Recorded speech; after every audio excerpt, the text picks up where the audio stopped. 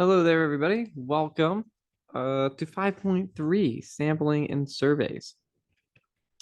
All right, so let's get into it. We're going to talk about a couple different types of bias again, and what we can do about it. So first thing is undercoverage. Undercoverage occurs when some members of the population are less likely to be chosen or cannot be chosen for the sample. So let's fill this in. Hold on, I need to make sure I get the right color. Okay. When some members of the population are less likely to be chosen or cannot be chosen for the sample. So under coverage, an example of this would be like you do a survey based on home phones, like landline home phones. So you get a list of landline home phones and you call those people up and you survey them. The problem with that is you're going to be missing out on all the people who don't have those phones. There's a lot of people these days who don't have home phones, don't have a landline. And so none of them are going to be, essentially available for you to sample. So that's under coverage because you're leaving some people out. Another one would be like mailing it to their home addresses. If some people live in apartments and you don't send it to apartments, you only send them to homes, then obviously there's a lot of people who live in apartments who are not going to get that survey as well. So things like that, things where you kind of choose an avenue to go, but you're leaving a lot of people out. There's a lot of people who can't do it because they're not part of that. Like they don't have a home or they don't have a landline or whatever it is. Moving on, non-response occurs when an individual chosen for the sample cannot be contacted or refuses to participate. So an individual chosen for the sample cannot be contacted or refuses to participate. It's gonna happen. Sometimes you can't really avoid it, but you do want to minimize non-response as much as you can. But of course, it is kind of what it says, where it's you choose uh, people to survey, and you don't get all the responses back. There's some people who just don't respond to you. Um, and maybe trying to call them about their extended warranty, and they just ignore you. So that's basically that's non-response. Response bias occurs when there is a consistent pattern of inaccurate responses to a survey question.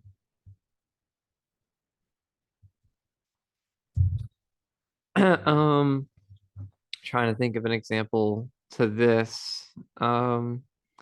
This can be usually this is more of something that's kind of led on by the surveyor, um, where they ask maybe like a leading question, like, um, you know, what are your thoughts on the new traffic light on 41 that is estimated to, decrease car accident deaths by 10% next year?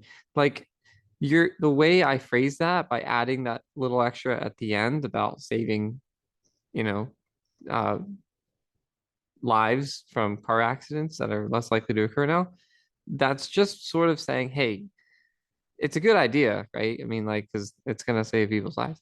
And it's so you're kind of leading them to respond, oh yeah, that sounds like a brilliant idea. Um, so instead of just getting a more honest opinion from them, you sort of lead it on in a bit. So that's a response bias because now you're getting people essentially to kind of almost lie to you because, or they're not necessarily lying, but they might be being misled to it as well. How to survey well. Completely avoiding bias when conducting a survey is likely impossible. Randomization helps to reduce bias.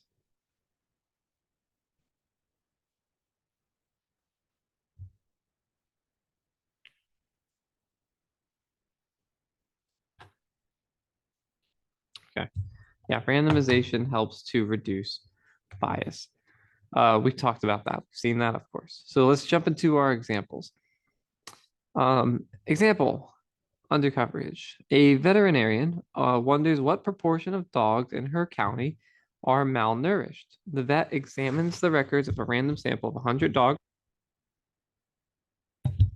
Oh, excuse me. Enrolled in her practice and finds that 2% of these dogs are malnourished. Describe how undercoverage might lead to bias in this study. Is the percentage of malnourished dogs in the sample likely greater than or less than the percentage of all malnourished dogs in the county? All right, so the main thing to focus in here is on the sample, right? The vet examines the records of a random sample of 100 dogs enrolled in her practice and finds that 2% of these dogs are malnourished. So this is undercoverage, of course, as it kind of says there, because you're sampling only people who are enrolled in this practice. So you're not really getting a random sample of dogs. You're just getting a sample of 100 people who are already enrolled in this practice, meaning that those type of people who are typically ones that will take better care of their pets because they have them enrolled with this veterinarian. So chances are that since there's 2% of these dogs are malnourished, but because we're asking a group of people who are more likely to take care of their dogs, that's most likely going to be less than the actual number if we had done a true random sample of people, um, regardless of whether they were enrolled in this or not.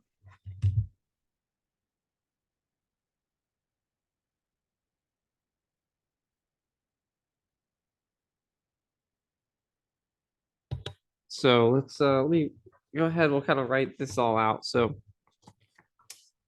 see how I phrase this. So dogs enrolled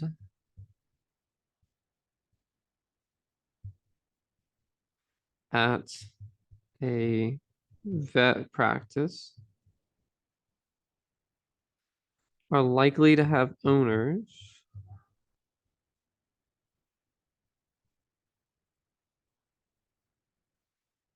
who take better care of them.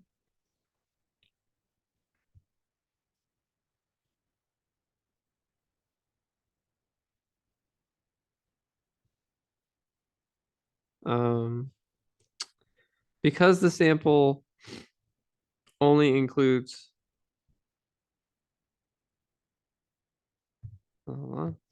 because the sample only includes dogs enrolled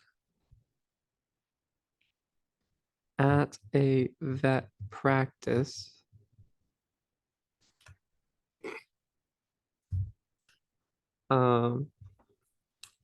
The estimate of the percent of malnourished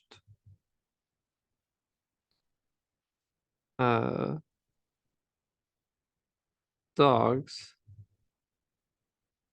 is likely less than the true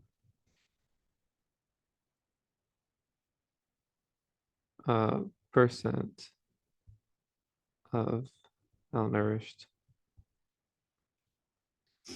dogs in the county. Essentially, it's undercoverage because you're not, as well as because you're not um, getting any information from other people. There's a lot of other people who have dogs that they're not enrolled in that vet practice. They may be enrolled in a different vet practice. They might not be enrolled in vet practice at all. So they're all being left out. And that's undercoverage. So leaving them out, you're going to skew the results one way or the other.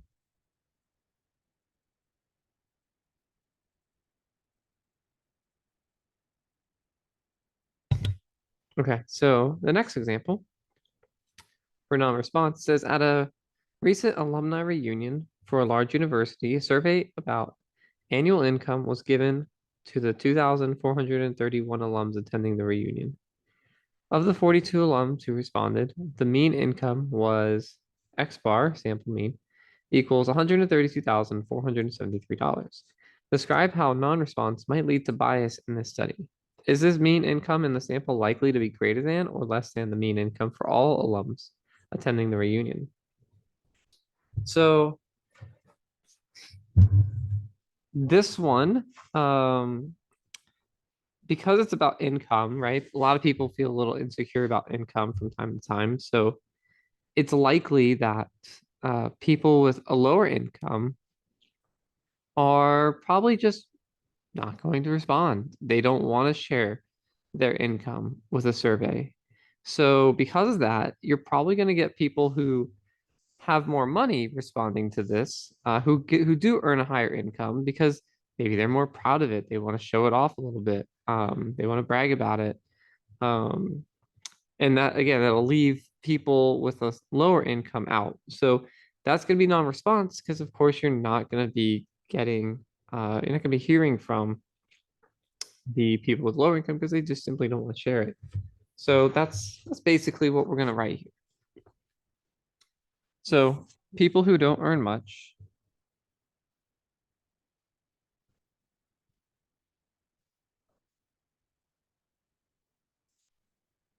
might be embarrassed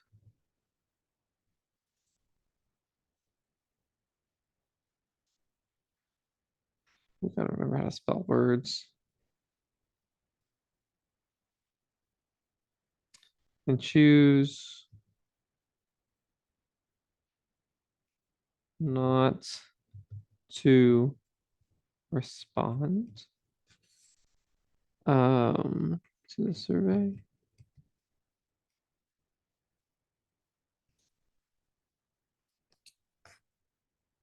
On the other hand,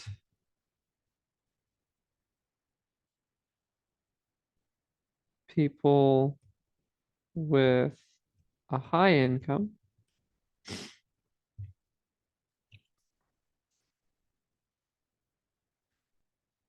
um, are probably happy to share their income.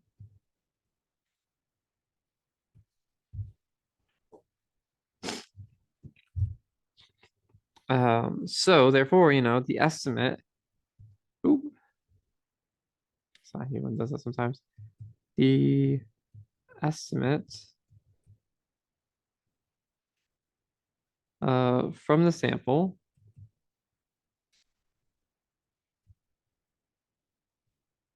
is likely uh, greater than the actual mean income of all alums. How do you spell alums? Alums? I'm gonna go with that. All right. And then finally, our last example, what percent of police officers broke the speed limit more than 3 times last week on their drive to work? A police officer surveys a random sample of 100 attendees at a police officers convention and finds that 7% of the respondents said yes. Explain how response bias may affect this survey. Is the percentage of officers in the sample that broke the speed limit more than 3 times last week on their way to work likely to be greater than or less than the percentage of all officers that broke the speed limit more than 3 times last week on their way to work?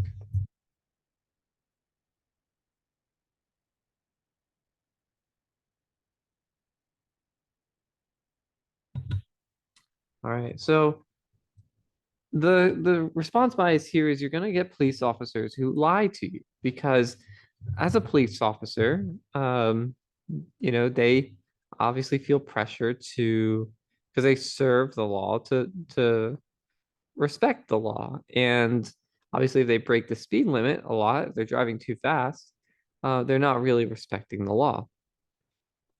And so they might feel a bit, how would I say this? Maybe like a bit ashamed or something like that, that they don't want to admit to it because then it makes it sound like they're kind of, I don't know, almost like hypocritical, right? That they uh, are supposed to not speed, they're supposed to punish speeding, but then they're speeding themselves. So you're going to have some police officers who lie about it and say, no, no, no, I didn't speed. And due to that, you're probably going to have this survey be less than the actual amount. So your average here will probably be under that 7% is probably going to be less than it really should be. It should probably be more than that. So that's essentially what we're going to say here. So when asked in person, that's a big thing here, is that you're asking this in person. So when asked in person, because if you did it more anonymously, right?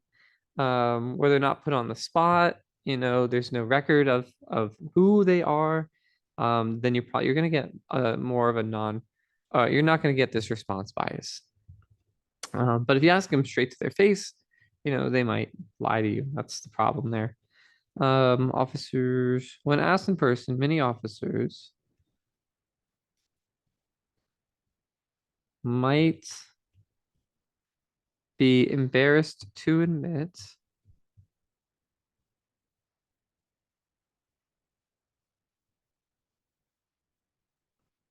that they,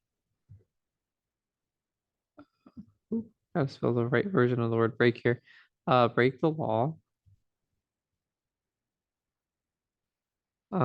They are sworn to uphold.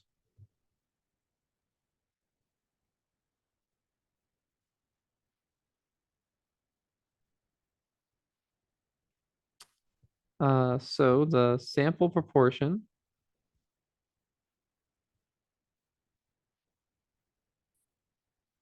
is likely less than the true proportion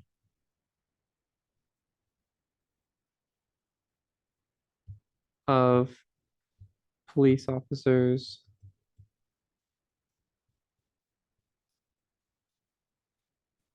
who were speeding.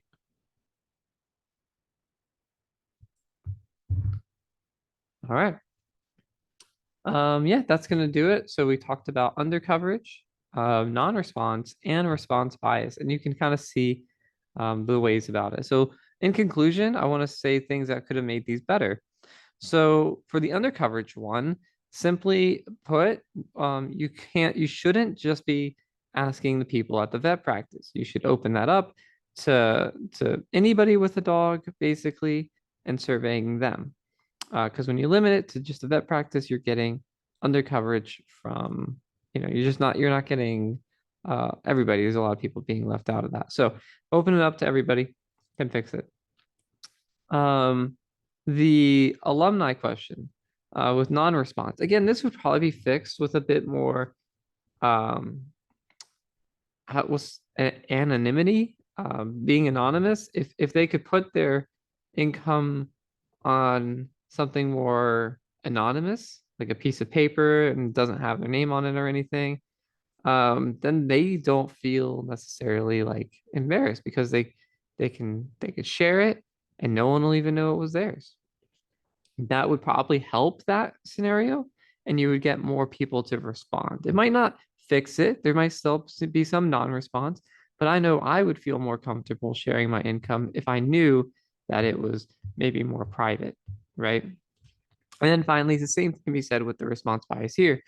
The police officers, if you ask them more anonymously, again, like they put it on a piece of paper without their name on it, something that, it's not linked to them, they're more likely to probably be honest with you. Again, there might still be some people that lie, but not as many. And so this would improve your results if you could make it more of an anonymous sample. All right. That's gonna do it, folks. I'll see you in the next one. Good luck on the skill check. Let me know if you have any questions. Bye for now.